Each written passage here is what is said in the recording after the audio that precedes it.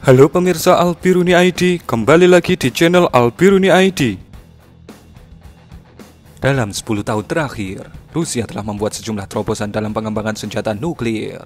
Negara papabir ini bahkan secara signifikan melampaui Amerika dalam beberapa bidang. Rusia dan Amerika mempertahankan keseimbangan jumlah kepemilikan senjata nuklir strategis, sekalipun dengan komposisi yang berbeda. Namun, Washington sangat khawatir bahwa mereka tertinggal dari Rusia di bidang sistem pertahanan rudal. Kekhawatiran ini muncul karena negara itu meremehkan potensi militer Rusia dan menghamburkan terlalu banyak uang dalam konflik-konflik bersenjata, terutama di Afghanistan dan Irak, yang menelan anggaran sekitar $100 miliar per tahun. Setelah penarikan penuh pasukan Amerika dari Afghanistan dan pengurangan jumlah pasukan di Irak, situasi mulai berubah. Karena itu, pada tahun depan, anggaran pertahanan Amerika mulai dialokasikan untuk pengembangan senjata baru, termasuk senjata-senjata nuklir strategis. Insinyur-insinyur dari Rusia telah menciptakan sistem rudal strategis RS-28 Sarmat, peluncur rudal stasioner berbasis silo dengan rudal balistik antar benua berbahan bakar cair yang berat ini akan menggantikan sistem rudal Voyvoda dari era Soviet yang masih beroperasi dengan pasukan rudal strategis Rusia. Sarmat mampu menyerang wilayah musuh di sepanjang lintasan suborbital melalui kutub selatan. Jika, katakanlah, Amerika adalah targetnya, Rusia dapat melancarkan serangan ke negeri paman Sam dari sisi Teluk Meksiko yang telanjang tanpa perlindungan sistem pertahanan rudal, karena memang Amerika tidak memiliki sistem pertahanan anti rudal di wilayah itu. Pada 2002 mendatang, unit-unit pertama sistem Sarmat akan mulai memasuki angkatan militer bersama pasukan rudal strategis di kota Uzur, Krasnoyarsky Krai. Langkah ini akan secara efektif menghalau segala upaya intersepsi Amerika selama fase peluncuran rudal balistik antar benua.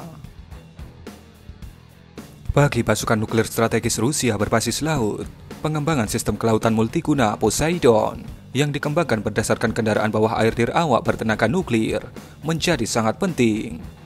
Kemampuan sistem itu untuk tetap berada di bawah air tanpa batas waktu memungkinkannya untuk menghancurkan kapal induk musuh dan kelompok penyerang angkatan laut ke segala arah, serta dapat menghantam fasilitas infrastruktur pantai dalam jangkauan antar benua. Berbekal hulu ledak termonuklir, sistem Poseidon mampu mencapai kecepatan 200 km per jam. Saat ini, kendaraan Poseidon diangkut oleh kapal selam nuklir super khusus, yaitu K-329 Belgorod.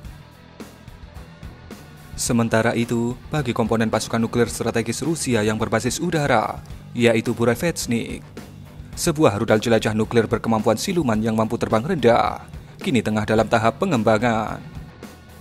Burevestnik dirancang dengan jangkauan penerbangan yang hampir tak terbatas. Rudal ini juga akan dilengkapi dengan hulu ledak termonuklir. Meskipun berkecepatan subsonik, rudal jelajah ini kelak mampu menghindari intersepsi sistem musuh generasi berikutnya, baik pertahanan rudal balistik maupun pertahanan udara. Sejumlah pengembangan Rusia ini belum ada saingannya dimanapun di dunia. Oleh karena itu, Pentagon dan Gedung Putih mendapatkan kecaman keras dari dalam negeri. Namun, Amerika tidak dapat menyaingi ketidakseimbangan kekuatan nuklir ini dengan cepat. Lantaran untuk membangun sistem seperti itu, tidak hanya membutuhkan sumber daya keuangan yang signifikan, tetapi juga waktu.